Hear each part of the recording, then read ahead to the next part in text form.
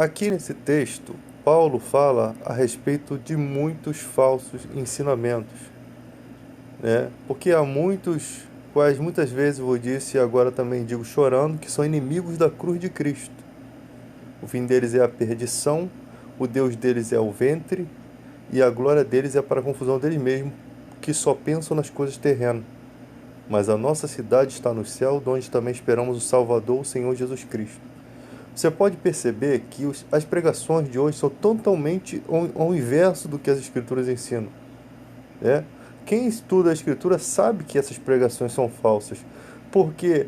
Porque eles sempre colocam na sua vida que você tem algum mal que não deixa você prosperar, que não deixa você seguir adiante, né?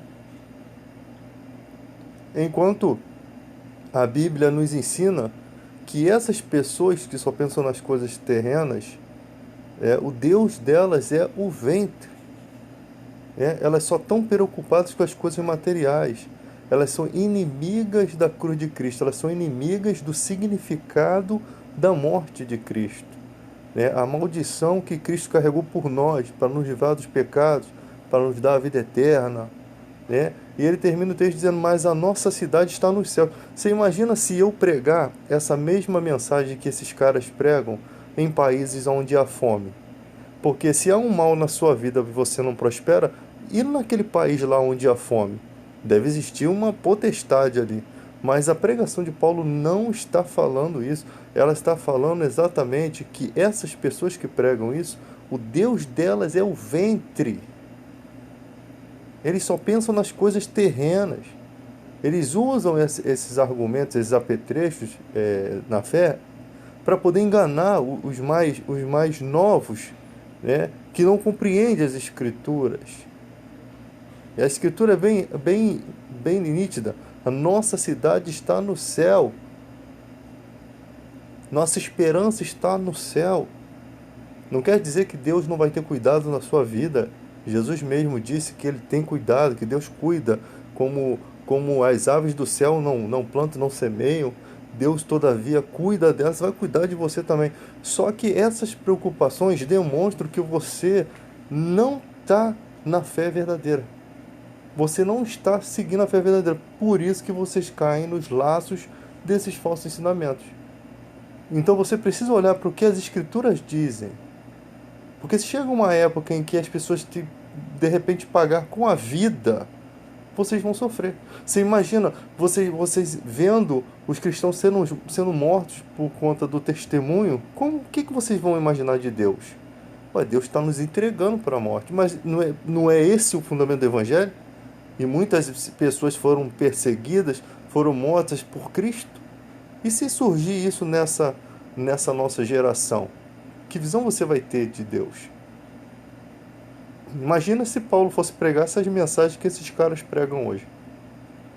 Em uma época em que os cristãos estavam sendo mortos, perseguidos, mal podiam casar. Paulo não proibiu eles de casar, mas disse que era melhor ser solteiro do que casado para que sofresse menos, devido às perseguições que uma pessoa poderia passar, uma aprovação maior de ver sua família sendo morta. Você para fugir, você não tem como pegar a tua família, abraçar e sair correndo.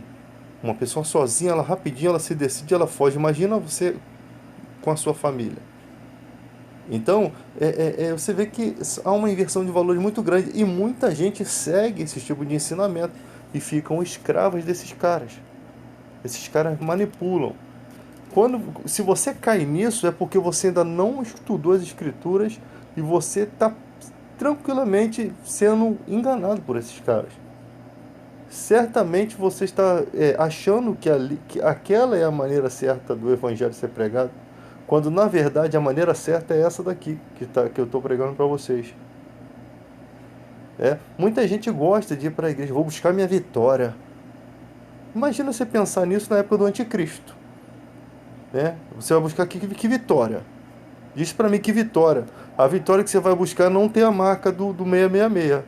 Porque se você receber essa marca, você vai poder comprar, você vai poder consumir, mas vai perder a salvação. E aí? Que vitória? Fala para mim que evangelho é esse medíocre que não entende que o nosso mundo está caminhando para o juízo final, né? Então esses que pregam isso são inimigos do que significa a cruz de Cristo, os inimigos da obra redentora do Salvador. Ele não morreu por esse tipo de coisa. Ele morreu para que a fé alcançasse o coração das pessoas, transformasse o coração das pessoas. Mas elas olham, o povo lá fora da igreja olha para dentro da igreja, vê os crentes mais avarentos do que as pessoas no mundo. E quando eu digo avarento, é aquele cara que ele quer prosperar, não tem problema, você quer prosperar, trabalhe. Corra atrás. Faça isso.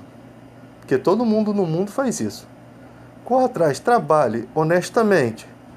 Porque o que a avareza faz é você conquistar de forma desonesta, é você oprimir outros para poder adquirir riquezas, né? É você traz um monte de escória para prata, né? Você traz um monte de coisas erradas para a sua vida e às vezes a sua falência é por conta disso. Você não testemunha com o seu dinheiro, com as suas atitudes, que você é servo de Deus. Passa a perna nos seus funcionários, né? Engana, abraça, beija, mas engana. Mostram na igreja um fervor, mas na vida pessoal não tem nada de fervoroso. É um caloteiro, é um avarento, pensa mais no dinheiro do que o amor ao próximo. Então o mundo vai vendo isso, vai vendo que a sua fé ela não condiz com os ensinamentos de Jesus Cristo. Ser cristão é ser parecido com Cristo. Então a sua fé não condiz com o caminho. Isso aqui que eu estou falando não é um julgamento, mas é simplesmente para que a pessoa possa refletir o que realmente acontece no dia de hoje, né? Esses dias eu fiz uma crítica ao Marcos Feliciano, que gastou 150 mil em dente, né? Não pode não ser ilegal, né? Mas é antiético. Em uma época de crise, o cara gastar 150 mil. Ah, mas eu estava com um problema. E se ele fosse pobre? O pobre nem arrancar um dente no SUS consegue, né? Mas vamos lá, o cara ganha um salário magnífico. Ele tem anos de pregação, ele tem dinheiro, ele tem condição de arcar, pelo menos para não dar mau testemunho. Porque se espera de um cristão que tenha um procedimento que não cause escândalo. Paulo ensina isso a Timóteo, lá em 1 Timóteo 6,3. Jesus ensina isso a Pedro quando faz ele pescar o peixe para pagar o imposto. Jesus não precisava pagar, ele, cidadão da terra, não precisava pagar o imposto. Mas para que não escandalize. Olha o que Jesus está ensinando. Cuidado, não escandalize. Não faça do evangelho motivo de escárnio desnecessariamente. Porque as pessoas podem até escarnecer do evangelho, mas que elas não tenham nenhuma razão para essa escárnio. O problema é quando elas têm todos os argumentos para argumentar contra a nossa fé. É esse o problema. Então é hora de a gente avaliar o comportamento, né? Muitos cristãos na política envolvidos com as piores raças de políticos imundos, né? Fazem amizade com pessoas que não conhecem, pessoas que sabem que é de má índole, né? O partido, mas estão ali, ó, nos conchavos, estão ali fazendo as coisas achando que Deus ele não se incomoda com isso. É aí que você se engana, porque o cara está numa posição que deveria estar fazendo a vontade de Deus. Se as autoridades são ministros de Deus e você está nessa posição, você tinha que ser um ministro de Deus, não um ministro do mal. Porque aí você passa não só a prejudicar a sua vida espiritual, mas a de outras pessoas. Não só a vida espiritual, mas a vida financeira, se aliando com esse tipo de pessoas. Então você vê que hoje em dia está muito banalizado. Aí quando a gente faz uma crítica, a gente está julgando, a gente está errado. Errados estão eles. Porque os servos de Deus podem redarguir, repreender. A Bíblia diz que nós somos embaixadores de Cristo como se Deus rogasse por nós.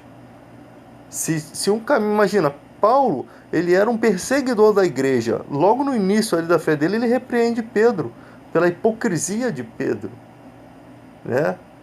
Dissimulando certas situações. Estava lá com os gentios comendo, quando chegava da circuncisão, ele pulava fora e os outros irmãos dissimulavam. Então, Paulo repreende ele. E Paulo era um perseguidor da igreja, para você ver o nível. Era um cara que deu o seu voto para a morte de Estevão. Se guardou a roupa dos que o apedrejavam, né, dos que apedrejavam Estevão.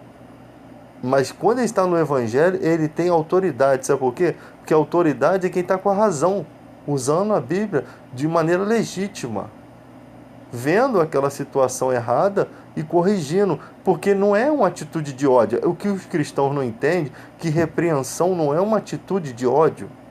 Não é porque você não gosta daquela pessoa. Não existe isso, gente. No Evangelho, nós temos que amar os nossos inimigos, mas o amar significa respeitar. Tipo assim, não que você não está apaixonado pelo seu inimigo, mas que você não revida a mesma altura. Você não está satisfeito com o inimigo. Você não está satisfeito com a atitude.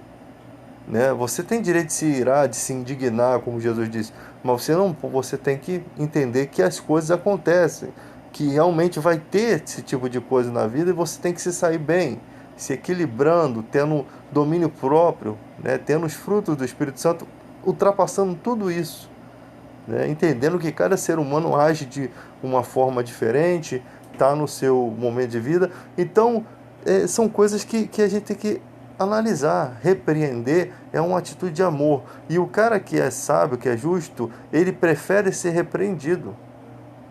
Ele é bom para ele essa repreensão, porque às vezes é a única forma de acordar. Se a Bíblia já não está mais convencendo o cara, se Jesus não está mais, o Espírito Santo não está mais convencendo o coração dele, o certo é bater de frente e repreender duramente, para que talvez ele se arrependa. Né? Porque ainda tem aquela questão, eu tenho anos de pregação, eu fui, não sei o que. O homem se enche desse tipo de coisa, né? Desse tipo de orgulho, mas não percebe que é Deus que está usando o irmão para poder chamar a atenção. Então a gente tem que aprender a amadurecer. Mas você está julgando, meu irmão, se está com a atitude errada do Evangelho, tem que ser repreendido, tem que ser parado, como diz lá no livro de Judas, fazer o calar, para que sejam saudáveis na fé. Repreende-os, para que sejam sadios na fé. É isso que vocês não entendem. A repreensão não é com o intuito de julgar, né, nem desmerecer, nem humilhar, mas é com o intuito de mostrar que aquela atitude não convém a um servo de Deus. E isso, para quem realmente tem um coração voltado para Deus, sensível à voz de Deus, ele entende que é Deus usando o irmão, que é Deus falando. Ele compreende isso. Porque no mundo de hoje de bajulação, quem é que vai ter coragem de falar? Só aqueles que não aceitam bajular ninguém, só aqueles que só aceitam se prostrar diante de Deus, que não se vendem, só esses que têm coragem de falar. Os que ficam bajulando ali, eles não mudam a vida de ninguém, eles não mudam porque eles perdem o poder de repreensão, criam vínculos, criam amizades e não quer perder o seu prestígio, fica ali naquele puxa-saquismo, né? Mas nós cristãos não devemos ser assim, não. Esse negócio de bajular não tem nada a ver com o Evangelho. Ser interesseiro. Mas eu não vou falar isso porque a pessoa é assim, assim, assim. Eu falo mesmo, entendeu? Eu falo mesmo. E se não gostar, não tem problema. Nós cristãos somos independentes. Nós temos Cristo no nosso coração. Cristo é o melhor amigo que nós podemos ter. Então, o resto não tem significado. O resto, para mim, não tem problema. Se eu vou repreender uma pessoa e ela vai se tornar, ela não vai ser mais sua amiga. Não estou interessado nisso. Que ela se vá, mas que ela vá com um puxão de orelha bem dado. Porque esse é o certo. Então, quem é cristão, ele está muito ligado a Cristo. Ele não se preocupa em perder a amizade porque repreendeu. Ele não tem essa preocupação de o familiar. Mas o familiar não vai mais me chamar para a festa. Nossa, que coisa interessante. Vou morrer. Prefiro ficar em casa vendo Netflix. Sinceramente, né? Eu já não gosto muito de multidão, né? Então já sou treinado para isso. Eu sou treinado. Se me chamar, bem, legal, sorri, vou de boa vontade. Se não chamar também, não tá no mesmo. Porque Deus prepara os seus, Ele prepara para que eles tenham essa capacidade de ter jogo de cintura para toda a situação. Não é orgulho, não é orgulho, é que Deus realmente prepara, sabe? Então, as pessoas têm que entender isso. Repreensão não é julgamento. E tem gente que nem é cristão, tem líderes espirituais aí que não tem nada de cristão, não prega uma dentro, não dá uma dentro, uma palavra que prega não acerta. É totalmente misturado valores espirituais com materiais, né? Ainda tem um monte de gente que fica gritando na igreja lá, que são demônios que não sei se são demônios de verdade que estão ali para enganar o povo, ou se são as pessoas que ganham dinheiro para estar ali, né? Que o ser humano é capaz de tudo para enganar os outros. Mas se for demônio também não quer dizer que Deus está na jogada, não. Que demônios são enganadores, tá? Então vocês estão bravejando, manifestando, é porque estão gostando daquilo ali. Eu não vejo isso em igrejas saudáveis. Dificilmente você vê pessoa manifestando, sabe por quê? Porque o demônio não deixa a pessoa vir para a igreja. Se ela sabe que ali o poder de Deus está no louvor, na mensagem, que tem algum brilho de Cristo ali, tem realmente a verdade, o mal não vai conseguir, não vai deixar de maneira nenhuma aquela pessoa ser arrastada até a igreja. Porque ele vai deixar a pessoa ir exatamente para o lugar onde vai ser expulso. Então pense nisso. Porque as pessoas ficam impressionadas com o que vê, com o que ouve, com o que alguém disse, né? Com testemunhos. Tem gente que são tão mentirosos, que tem testemunho tão mentiroso. O bruxo Chico aí, esse cara mente, é doidado. As pessoas ficam vidradas, elas vão no culto para ouvir aí uma história que elas nem sabem que se aconteceu ou não, que não tem nada de edificante, né? Ao invés de ouvir a pregação da palavra, ao invés de ouvir o testemunho de alguém que é fiel, pessoa que realmente que prega a palavra todo dia, que está ali firme, que você sabe que não está ali para mentir, não está ganhando nada com aquilo, né? Então é melhor você ouvir um testemunho de um servo de Deus que você ouvir de um cara que você nem conhece, que você não sabe por onde anda, não tem igreja fixa, não tem irmãos com ele, ninguém sabe, né? Então é uma coisa de doido. O evangelho hoje em dia no Brasil é uma coisa Nutella, né? É uma coisa de doido mesmo. O cara começa a falar um testemunho aí, começa a falar um monte de mentira, as pessoas ficam tudo impressionadas. Parece que vocês precisam de um pouco de teatro, né?